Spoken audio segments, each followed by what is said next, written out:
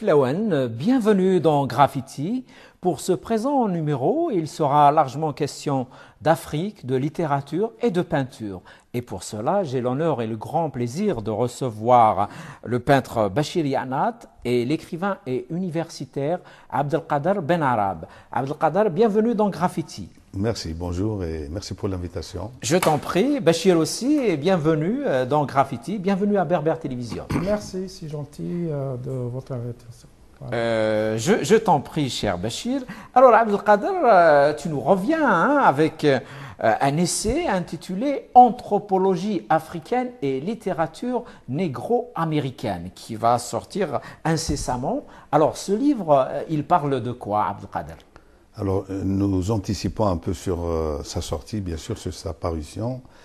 Il s'agit donc d'un essai que j'ai fait sur, en gros, l'Afrique et en gros sur le monde noir, n'est-ce pas? Donc, il s'agit de voir un petit peu tous les discours qui ont été dits, qui ont été tenus sur l'Afrique, l'anthropologie, l'ethnologie, et puis voir comment on a abouti, si vous voulez, à ce phénomène qui est la négritude, c'est-à-dire en fait cette position, cette nouvelle position, ce jugement, si vous voulez, de valeur, ce jugement critique par rapport à toute la production discursive sur l'Afrique.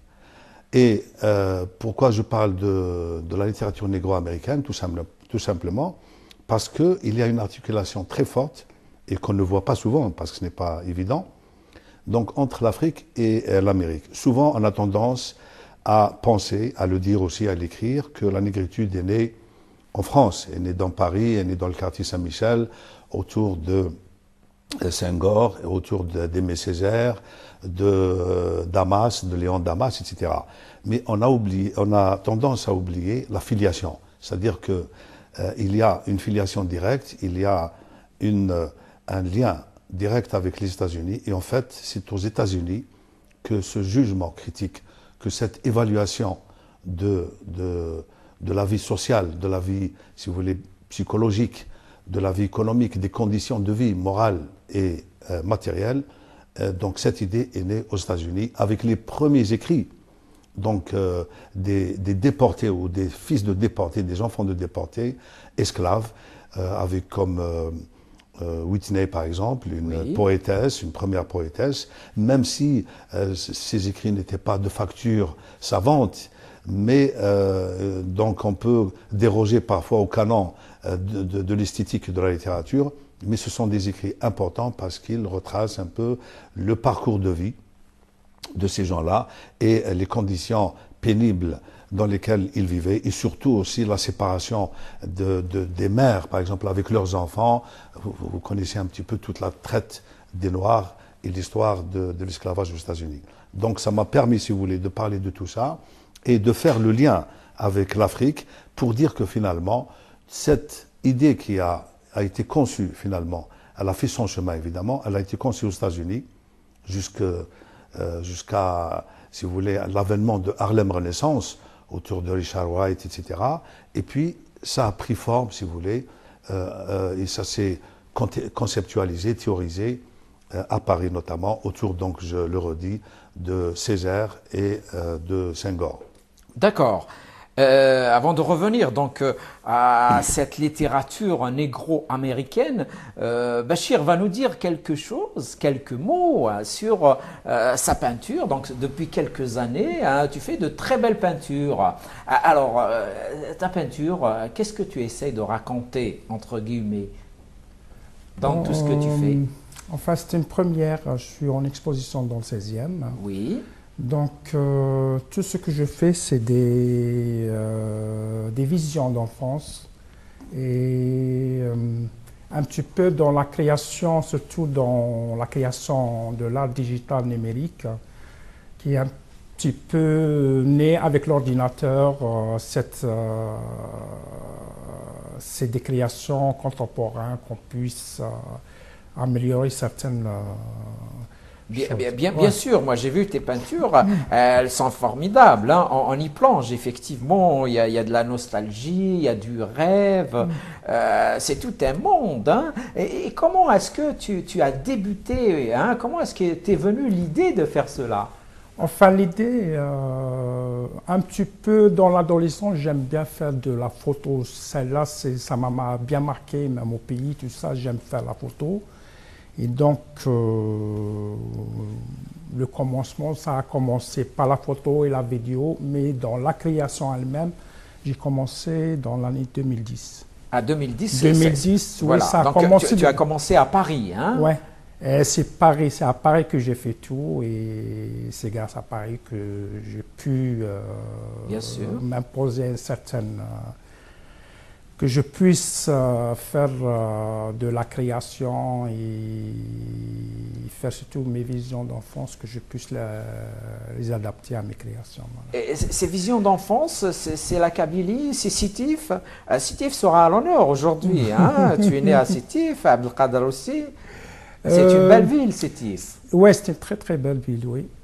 Mes visions sont beaucoup plus, c'est la nature en elle-même, c'est la Kabylie. D'accord, d'accord. Hein, donc, tu viens d'El-Fley, oui, tout près de Sédéïch, que nous saluons bien fort, bien sûr. Donc, c'est souvenirs d'enfance, c'est ça? Ouais. Ou même plus peut-être, de l'adolescence? Oui, l'adolescence, et surtout, c'est des visions beaucoup plus avec certaines générations. Il y a des visions qui reviennent et on a des paysages qui sont super magnifiques. Bien sûr, c'est la nature, hein, le soleil aussi, ouais. Hein, le soleil. Beaucoup plus, moi je m'exprime à travers ces images. Je ne suis pas quelqu'un qui parle beaucoup, mais cette vision d'image que je puisse transmettre. Donc tu as un rapport étroit avec l'image. Ouais. D'accord. Abdelkader, donc tu disais que cette littérature avait une histoire. Et toi, avant de plonger dans ce domaine, tu as déjà raconté Frantz Fanon. Oui, y a-t-il un rapport entre Frantz Fanon et cette littérature négro-américaine? Oui, Frantz Fanon fait partie, si vous voulez, de ces grands militants qui n'ont pas accepté, en fait, qui ont refusé ce traitement envers les Noirs, en fait. Envers les Noirs et envers les aliénés en général et envers tout le tiers-monde, envers les pays colonisés. Donc on avait longuement parlé effectivement de Frantz Fanon et les idées de Frantz Fanon font partie de cette négritude. La négritude comme assise, si vous voulez, théorique, comme une posture, si vous voulez, de rupture, une posture épistémologique et une rupture, si vous voulez, avec l'histoire, avec le regard de l'histoire, avec le colonialisme, si vous voulez, tout ça, ça a fait une attitude, une posture à laquelle appartient aussi forcément Frantz Fanon. Frantz Fanon, bien sûr. Frantz Fanon avec Les damnés de la terre, surtout où on trouve justement ces thèses anticolonialistes et ces thèses qui militent justement en faveur des libertés et des droits civiques des Noirs. Voilà. Tout à fait. Et donc, je reviens un peu à Bachir. Tu es en exposition maintenant. Je crois que cette exposition a une petite histoire. Ah, tu disais, donc, c'est peut-être grâce à ton travail que tu as pu faire cette expo. Tu peux nous dire comment ça s'est passé? Donc, moi, je travaille sur l'hôpital de l'assistant public. Oui. Donc, je suis de formation anesthésiste du Bled. Oui. Donc, je ne suis pas complètement dans le domaine de l'art. Si, tu y es quand même. Ouais. Tu es en autodidacte, mais tu fais de belles choses. Ouais. Hein. L'art n'a pas besoin de diplôme. Je suis en exposition dans le 16e. C'est tout simplement, j'ai dédié cette exposition pour tout l'hôpital. Oui. À mes collègues et tous ces malades ceux qui l'entourent. Bien sûr. La famille et tout ça. Et donc, au début, mes collègues ne savent pas que je suis dans l'art et tout ça. Ils étaient un peu surpris, étonnés. Ils ont surpris, sont étonnés, tout ça, que même ma directrice m'a remercié. Et je la remercie aussi, c'est grâce à elle aussi que j'ai pu être en exposition au sein de l'hôpital. Et donc c'est une surprise et pour moi tout est positif. Donc il y a remerciements, ils ont admiré l'exposition. Ils ont beaucoup aimé ton travail, voilà, très bien, en tant qu'artiste, bien sûr. Et donc c'était une surprise complètement, vraiment une grande surprise de la part des collègues. Bien sûr. De savoir qu'un collègue est un artiste. Ça leur a fait chaud au cœur, et puis ils ne connaissaient pas, toi, un peu timide, un peu réservé, tu ne leur as rien dit, n'est-ce pas?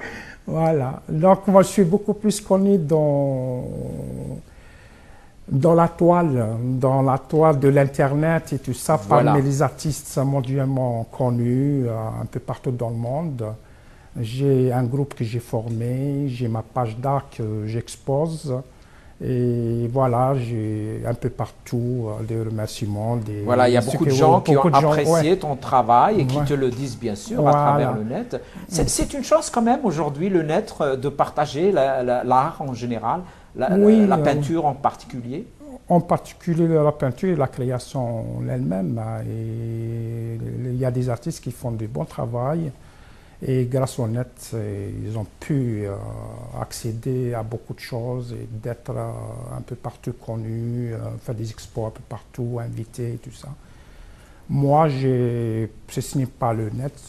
Peut-être que je resterai dans l'anonymat.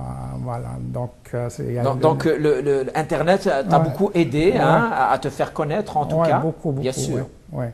C'est-à-dire, Internet arrive à casser les barrières, parce que parfois, les médias ne parlent que de gens très connus, surtout en France, n'est-ce pas? Surtout, oui. Et donc, Bachir, on disait que ce n'était pas toujours facile de se faire connaître dans les milieux de l'art à Paris, où les relations sont un peu celles du réseau, n'est-ce pas? Oui, celles du réseau, il faut persévérer lorsqu'on fait quelque chose de bien, quelque chose de créatif.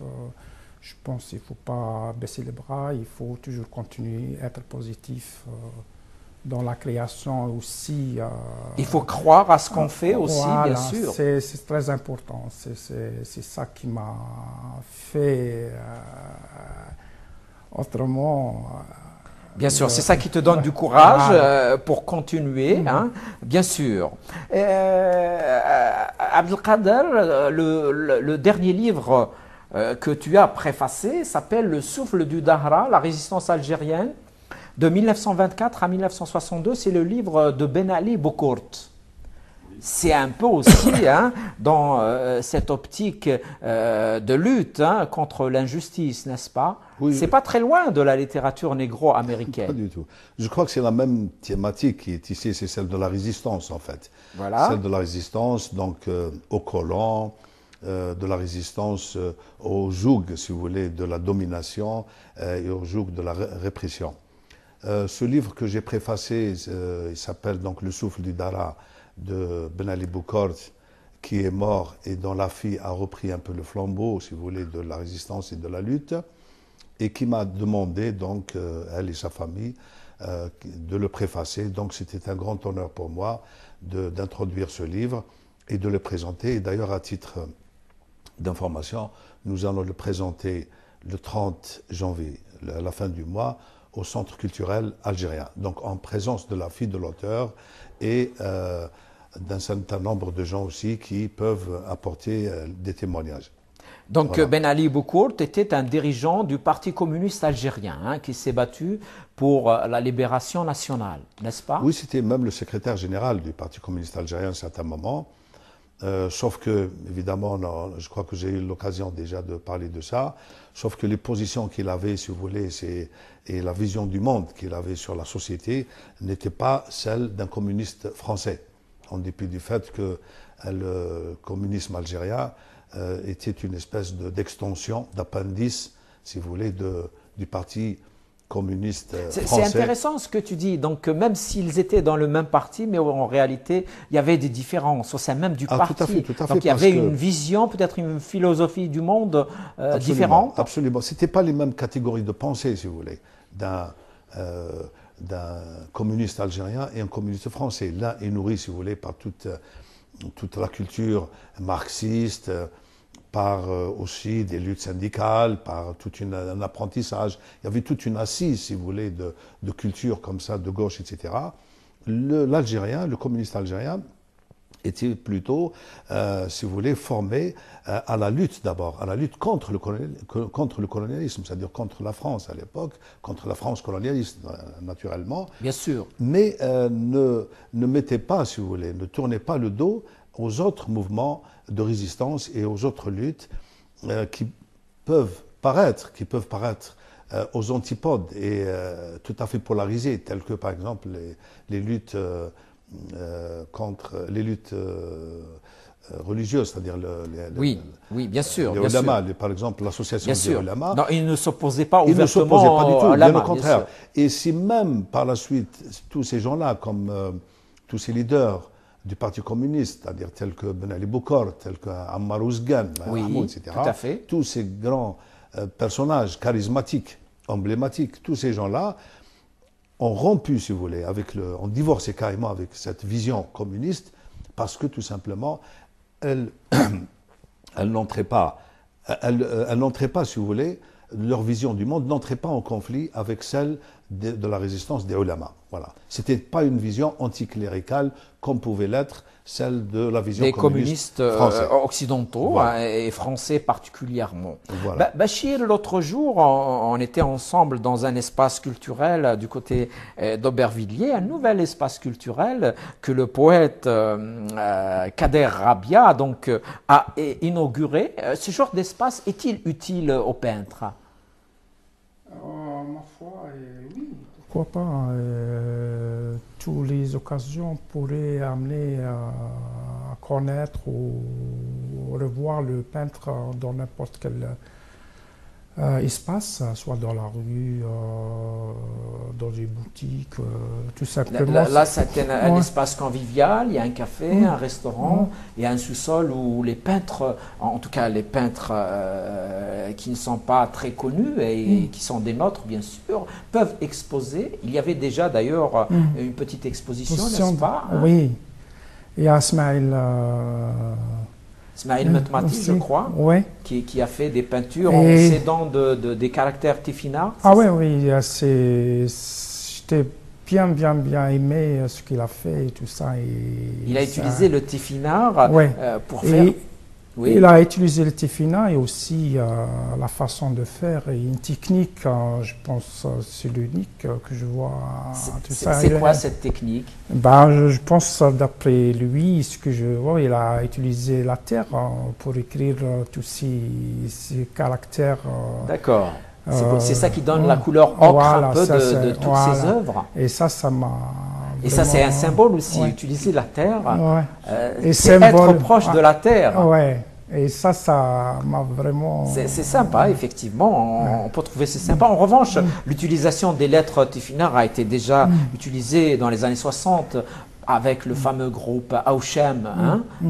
C'était juste après l'indépendance. Ces peintures étaient assez connues. Donc, probablement, tu pourrais exposer tes œuvres là chez Kader Rabia, n'est-ce pas? Oui, Inch'Allah, oui, pourquoi pas.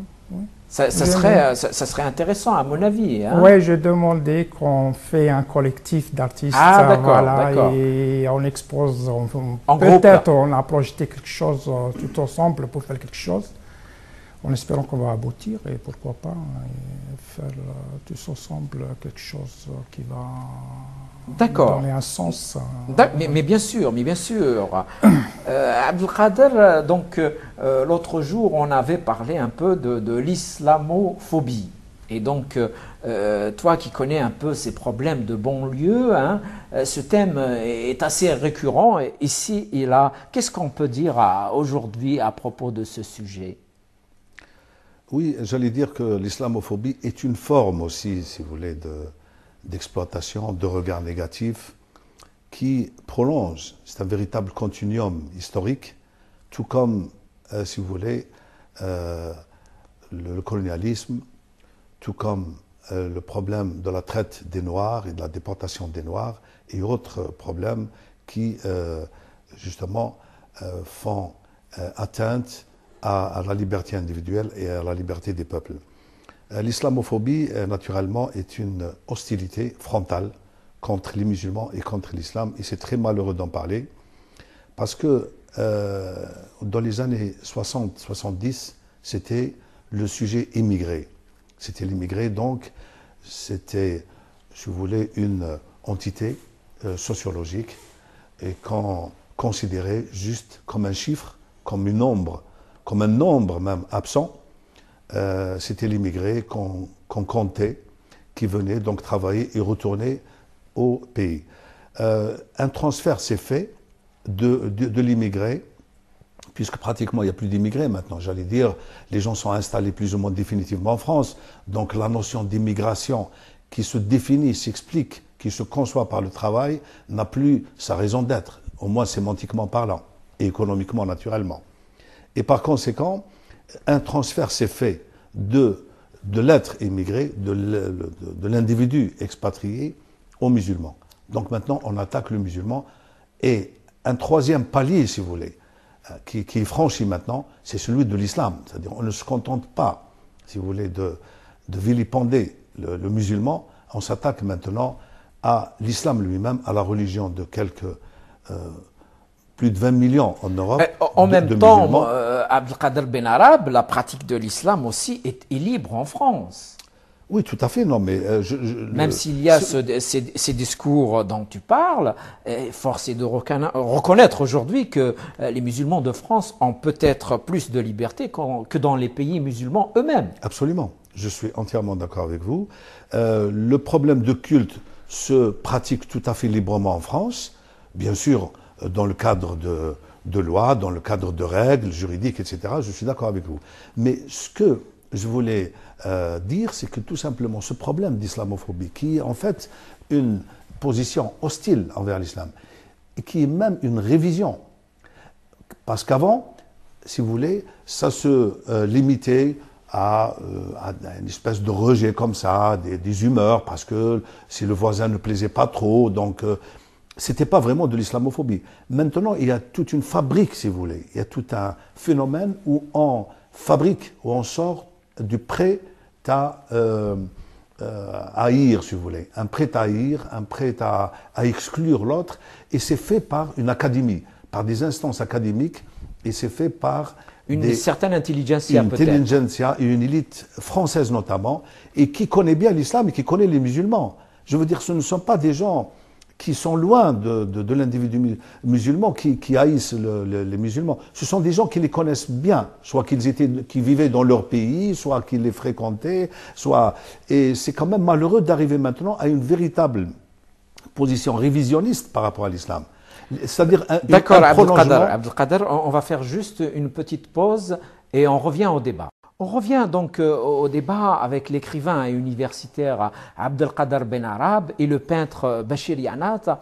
Abdelkader, donc, on disait qu'il y avait une intelligentsia qui avait des positions nettes, on va dire, contre le culte musulman. Peut-être que c'est dans l'air du temps. Hein, les pays occidentaux aujourd'hui vont sur un chemin assez dur par rapport à tous les gens qui viennent d'ailleurs, n'est-ce pas ? Je ne pense pas que ce soit l'ensemble des pays et l'ensemble, si vous voulez, du peuple européen. Ce n'est pas, j'allais dire, la masse européenne ni la masse française en général, même la masse universitaire. Ce sont quelques-uns qui sont très hostiles à l'islam, qui viennent d'horizons divers, naturellement, culturels, communautaires, etc., et qui, assurent ce continuum historique, si vous voulez, de l'islam. Ils vont jusqu'à la racine, c'est-à-dire à l'avènement de l'islam au VIe siècle, où l'Église, et puis c'est une idée qui est nourrie par l'Église, par un point de vue chrétien. Est-ce que cette idée, Abdelkader Benarab, n'est pas nourrie par l'islamisme ? Oui, par certaines pratiques de beaucoup de musulmans. Absolument, on peut considérer. C'est-à-dire, avouons-le quand même, hein, oui, certains islamistes font du tort à l'islam. J'ai écrit un article, je ne veux pas parler où je l'ai publié pour pas faire de la publicité. Il n'y a pas de problème. Voilà, que j'ai intitulé « Musulmans, où allons-nous » Donc il y a tout un regard sur soi, tout un jugement, une autocritique, si vous voulez, sur les musulmans, sur le comportement. Il y a aussi, nous avons une part de responsabilité, c'est clair.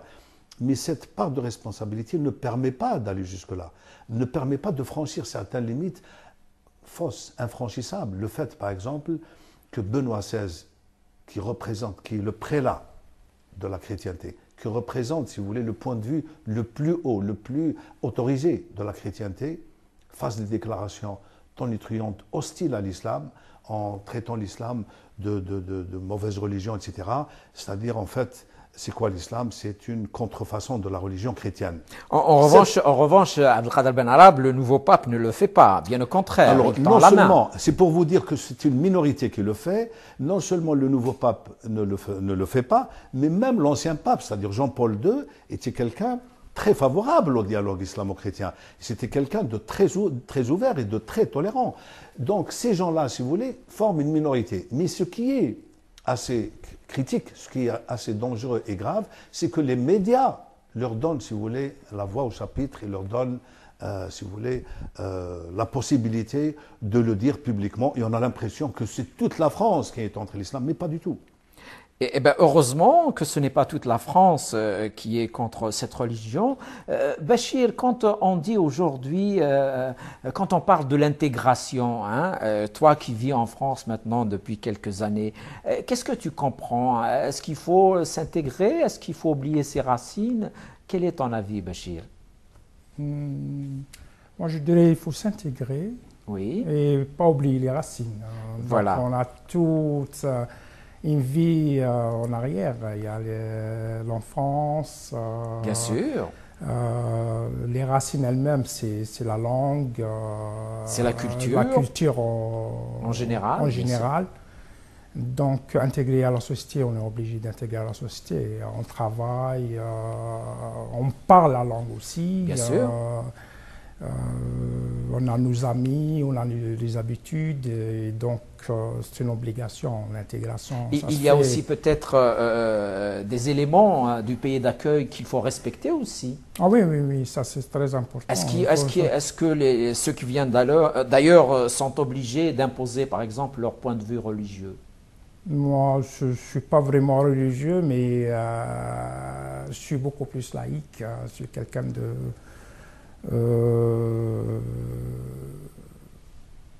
de tout le monde et mondialement, je suis avec toutes les religions. Tu es pour la tolérance? Oui, la pour tolérance, le respect de toutes les il religions. faut être un humain et ça c'est le plus important et être mondialiste et revoir une autre vision à part la religion. On vit dans un monde qui change et il y a beaucoup de choses à changer, c'est vrai, mais il faut aussi beaucoup de tolérance que les autres. Beaucoup de tolérance, beaucoup d'amour peut-être aussi. Oui, l'amour. C'est l'artiste et le poète qui parlent en toi, bien ça, sûr. Ça c'est important. Peut-être on est en manque d'amour, c'est pour ça qu'on est un petit peu perdu dans le monde. Et voilà, certainement. Et quand on manque d'amour, on est perdu dans le monde. Voilà. C'est bien dit, c'est vrai. C'est vrai. Abdelkader, et toi, qui est là aussi en France depuis très longtemps, le mot intégration, qu'est-ce qu'il peut dire aujourd'hui? Il veut dire tout, en même temps rien. Alors, moi, je ne suis pas du tout pour cette intégration, oui. et encore moins pour l'assimilation, naturellement. Oui. L'assimilation, c'est vraiment la négation de l'individu. L'intégration par rapport à quoi? Moi, je suis pour une non-intégration. Alors, quand je dis ça, par rapport à quoi? Intégrer, ça veut dire intégrer le corps d'un Français, rentrer dedans, dans son moule fusionnel et devenir Français. Il n'accepte pas l'individu. Donc, ce sont des gens. Nous avons des Français qui, j'allais dire, comme ça, par appellation générique, on dit d'origine étrangère ou venant de la diversité, etc., qui sont là. Ils ont le droit de porter ce qu'ils veulent, à condition de ne pas gêner l'autre.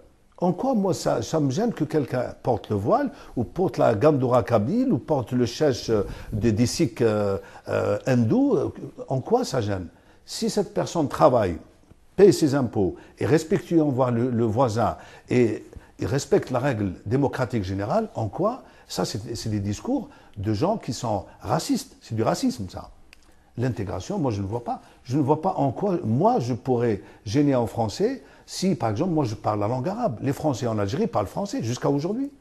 Et pourquoi eux ne sont pas intégrés? Pourquoi ils n'ont pas mis des gondouras? Non, ils ont gardé leur personnalité, tant mieux, je veux dire. Moi je suis tout à fait pour que chacun ait... Est-ce que les Français pratiquant la religion chrétienne sont respectés en Algérie? Ben, d'abord, ils sont peu nombreux. Ils sont Ils peu sont nombreux, très peu effectivement. nombreux. Mais on ne les voit même pas. Alors, maintenant, le débat est porté sur un Peut-être problème. que l'Algérie aussi est l'un des pays les moins extrémistes. Hein. Est-ce qu'on pourrait voir une église en Arabie Saoudite? Moi, je suis tout à fait favorable, je le dis solennellement, à ce qu'il y ait des représentations d'autres cultes dans les autres pays. En Algérie ou en Arabie Saoudite, pourquoi pas. Il se trouve, Abdelkader, qu'il n'existe pas en territoire d'islam. Donc les pays musulmans ont beaucoup de retard. Ce n'est pas le peuple musulman, ce sont les autorités qui ne le permettent pas, si vous voulez. Si par exemple l'Arabie Saoudite, qui œuvre pour instaurer sa religion dans d'autres espaces, par exemple que l'Arabie Saoudite, dans d'autres espaces, des espaces non arabes et non musulmans, libre à elle de lutter pour, si vous voulez, promouvoir cet islam, mais encore faut-il qu'elle puisse elle-même accepter ce que les autres lui acceptent, si vous voulez. Donc il faut être dans la tolérance. En Arabie Saoudite, on n'accepte même pas les autres rites musulmans. Voilà. Mais l'Arabie Saoudite, c'est pas seulement les autres religions. Monsieur Youssef, l'Arabie Saoudite, ce n'est pas, si vous voulez, les Saoudiens. C'est le pouvoir des Saoudiens, c'est un pouvoir rétrograde. C'est très bien que tu le signales, parce que effectivement, ce pouvoir saoudien a de très bons rapports avec les pays occidentaux. Moi, je défie tous ces racistes. S'il y a un Français en Algérie qui a été agressé, qu'on a empêché de pratiquer librement son culte et sa religion. Sauf peut-être des campagnes orchestrées par-ci par-là, mais dans la règle générale, non. Moi, je connais très bien le christianisme et je suis très tolérant envers cette religion. Si, il y a eu des exactions en Kabylie et dans le sud, on a empêché des églises protestantes de fonctionner. C'est l'État, bien sûr. Ah, oui, donc moi je ne... Oui, mais ces sujets sont sensibles. Hein. Donc les réactions de certains intellectuels français peuvent découler de cela. Oui, mais ça, c'est un phénomène très marginal, très franchement. Je ne pense pas que l'islamophobie actuellement, je ne pense pas que ça soit l'expression et, si vous voulez, l'écho de ce qui s'est passé, par exemple, en Algérie, dans le sud de l'Algérie. Je ne pense pas que ce soit ça. Non, je pense que c'est une pensée entretenue. Certains intellectuels trouvent des brèches pour tenir ce discours. Foncièrement et viscéralement anti-musulmans et anti-arabes en général, c'est-à-dire qu'ils se placent dans une rhétorique de l'altérité tout à fait négative. Ils sont pour, si vous voulez, le non-être, le non-étranger. Ils sont contre l'étranger, forcément. Eh ben, moi, je ne vois pas pourquoi ces gens-là... D'ailleurs, je vous signale à titre d'exemple, et c'est très important, un livre de deux auteurs maghrébins d'ailleurs, deux auteurs français, j'allais dire d'origine maghrébine, et qui ont sorti un livre qui s'appelle L'islamophobie, par deux jeunes auteurs qui sont des intellectuels également, et surtout des militants associatifs qui essaient de placer le débat sur si vous voulez, sur une base saine, si vous voulez. Est-ce que c'est une base saine quand on supprime les identités pour les remplacer par uniquement l'élément musulman?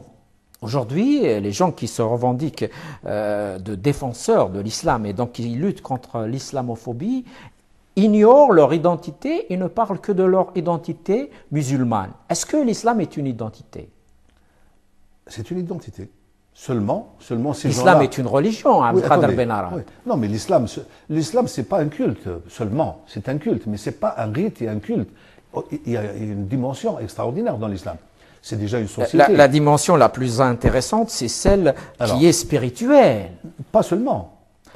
La meilleure, c'est celle-ci. Je ne pense pas. Je ne pense pas qu'elle soit spirituelle. C'est la dimension politique qui est plus importante. C'est la dimension scientifique, c'est la dimension politique, c'est la dimension sociale, c'est la dimension de l'amour dont notre ami Bachir vient d'évoquer justement ce C'est problème ça de la l'amour. spiritualité. C'est tout ça, la spiritualité. C'est pas l'islam, c'est pas une mystique. Est-ce On peut pas que les confiner. défenseurs de l'islam, est-ce que ceux qui en France aujourd'hui se disent dans une lutte contre l'islamophobie ne sont pas là pour des calculs politiques, peut-être même pour se placer sur l'échiquier politique dans l'Hexagone? Alors, moi, j'aimerais répondre déjà à votre question, la problématique identitaire. Oui. Alors, si ces militants qui essayent, je voulais, de contrer, si vous voulez, ce sentiment hostile à l'islam qui s'appelle l'islamophobie, parce que tout simplement, c'est l'identité de l'islam qui est attaquée. Ce n'est pas seulement l'immigré traditionnel en tant qu'individu, en tant qu'entité sociologique qui vient travailler et partir. Mais pourquoi ces gens-là ne défendent pas, par exemple, l'identité berbère quand elle est complètement oubliée, complètement occultée? Parce que l'identité berbère en France n'est pas, si vous voulez, réprimée. Nous sommes... Elle n'est pas encouragée non plus. Excusez-moi. Nous sommes sur un terrain, en France, où il y a un élément qui est attaqué. Donc, nous répondons à cet élément précisément. Si maintenant vous placez le débat de la berbérité en Algérie, je pourrais vous dire un mot. En France aussi, hein, c'est pas seulement l'Algérie. En France, oui, je suis d'accord avec vous.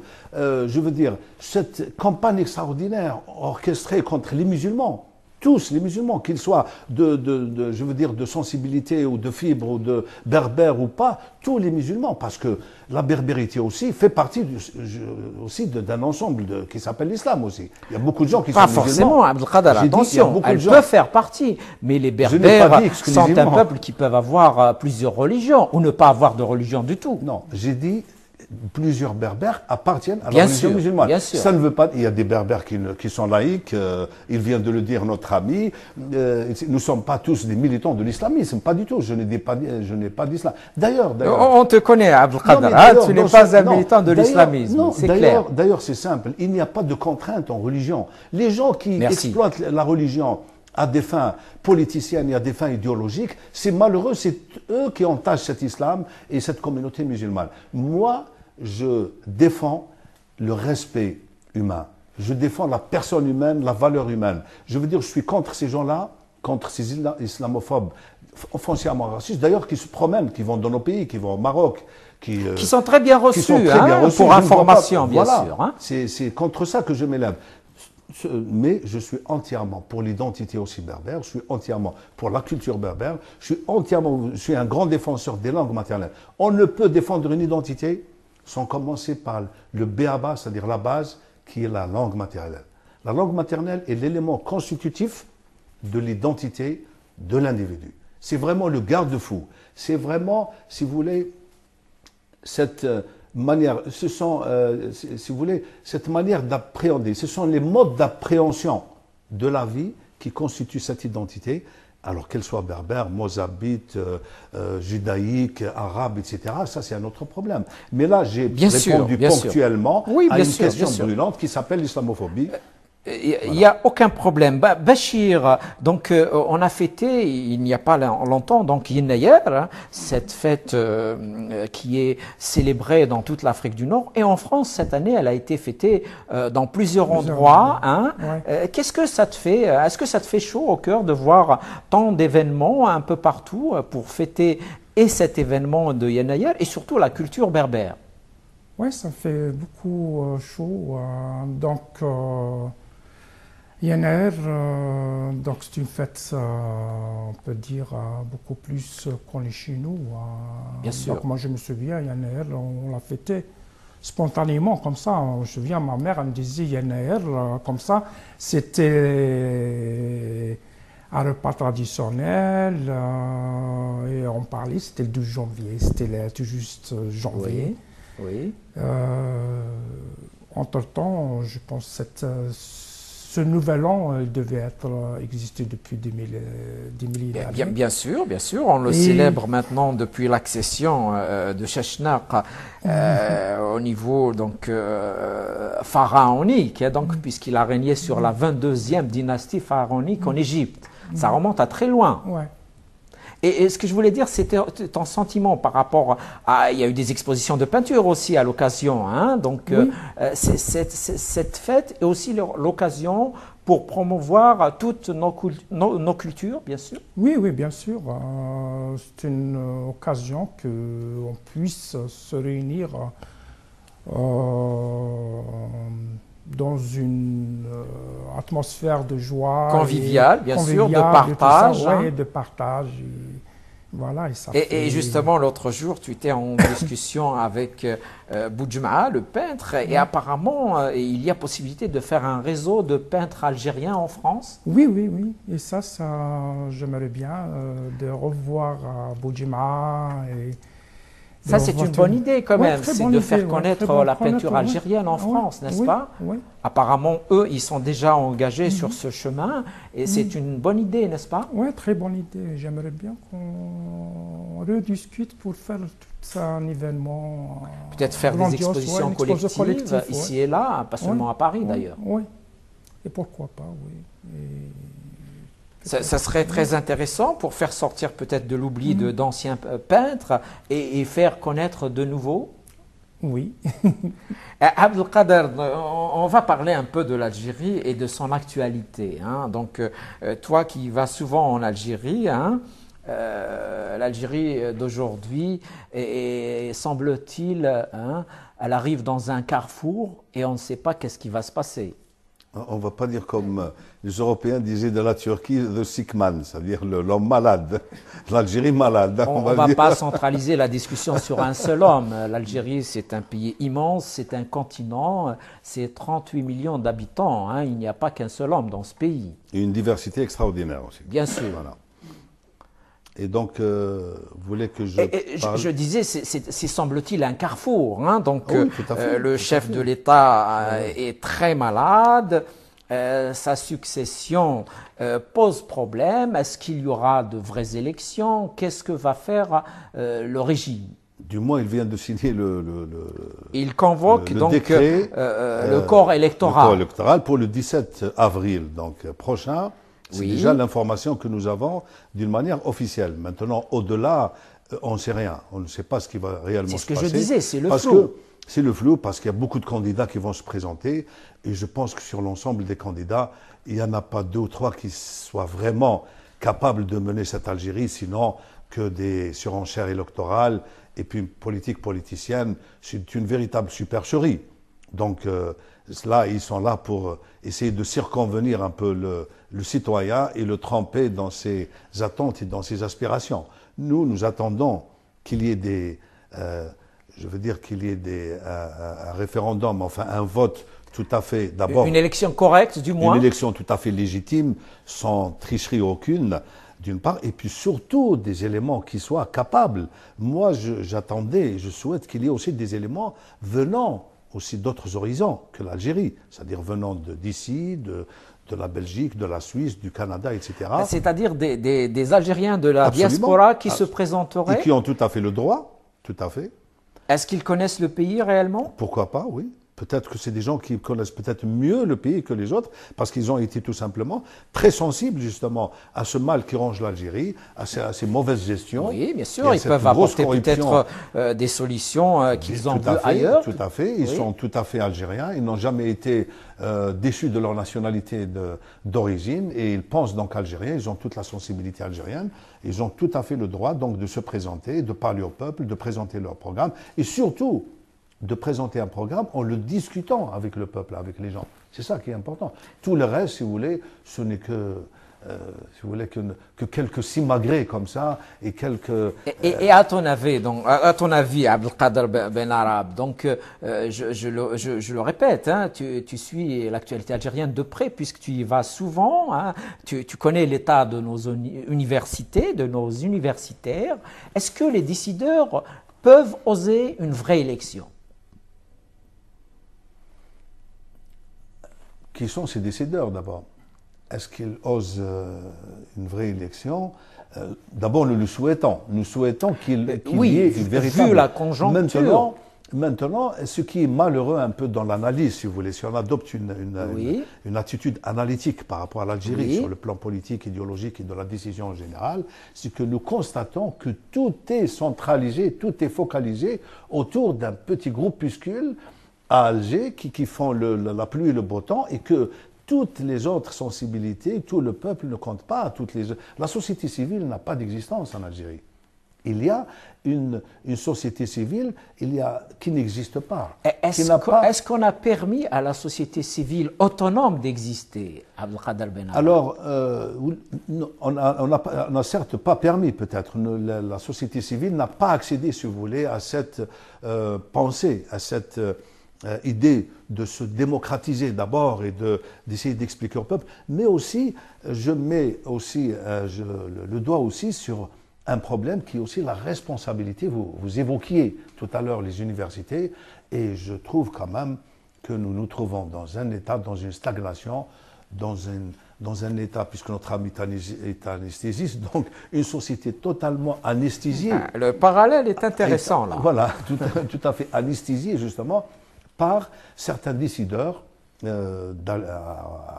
algériens, naturellement, bien sûr, ceux qui ont les rênes et le pouvoir, et ils n'ont pas du tout intérêt à ce que les gens, à ce que le peuple prenne conscience, à ce qu'il y ait une conscience réelle, politique, sociale, économique, idéologique, etc. Si je te comprends bien, hein, les conditions d'une élection correcte ne sont pas aujourd'hui présentes.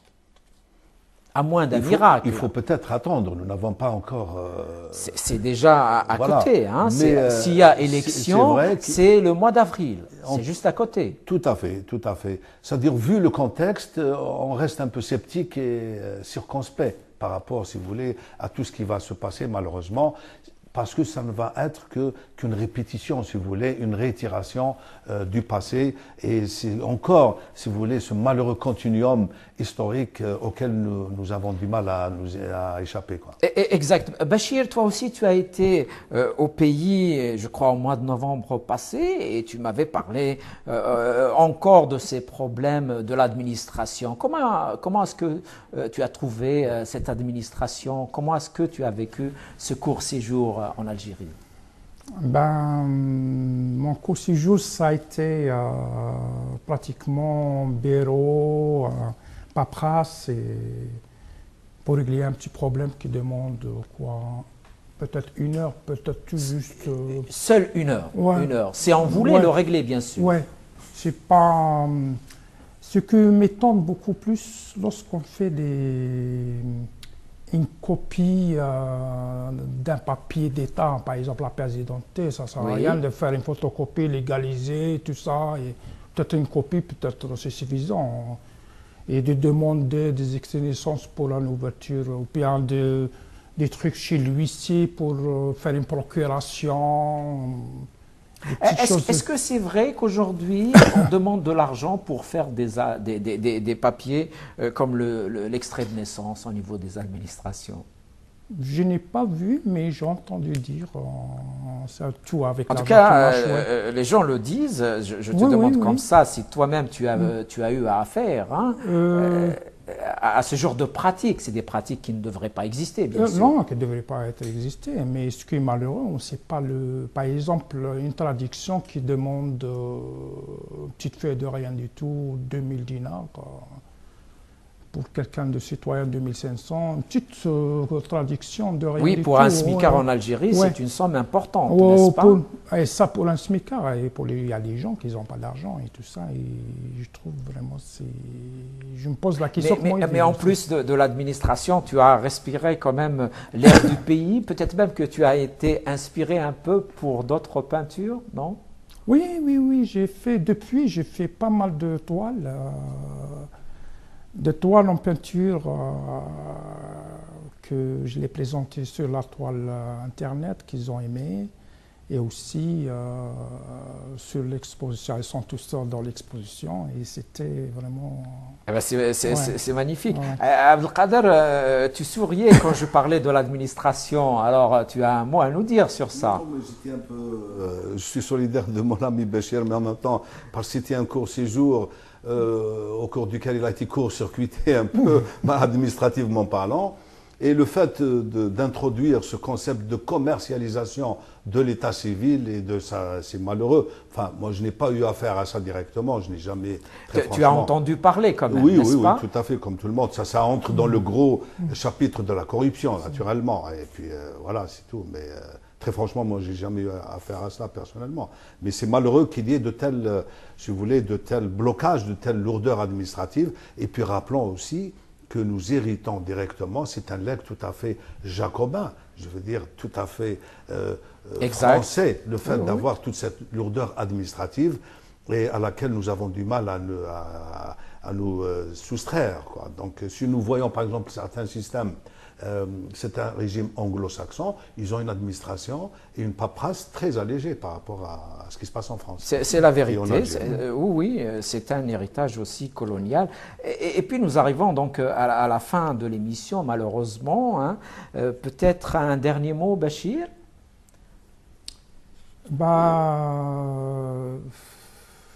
Je vous remercie pour cette émission. Je t'en prie. C'est la première pour moi et tout est nouveau pour moi aussi. Je remercie ceux qui m'encouragent actuellement et aussi quelques amis que je mets en parenthèse. Je les remercie beaucoup. Et si vous voulez voir mon expo, je suis toujours dans le 16e. Tu peux nous donner l'adresse même? Ouais, tu peux la dire. 11 rue Chardon-Lagache. D'accord. Voilà. Eh bien, Bachir, bonne continuation et à la prochaine merci. Aussi. Abdelkader Benara, peut-être qu'on a oublié quelque chose aussi? Non, pas. On a à peu près fait le tour de la question. On n'a pas toujours le temps de développer tout ce qu'on veut développer, mais je réitère toujours mes compliments et mes remerciements vers cette chaîne qui nous donne justement la possibilité de parler, de s'exprimer. Je la remercie toujours parce que d'autres chaînes nationales ou même internationales ne nous donnent pas toujours l'occasion de nous exprimer aussi librement et aussi démocratiquement. Merci à toi, Abdelkader Benarab, d'être revenu dans le graffiti. Je te dis aussi bonne continuation. Merci. Vous aussi, mes amis, merci de nous avoir entendus, merci de nous avoir regardés. Portez-vous bien, prenez soin de vous. Au revoir.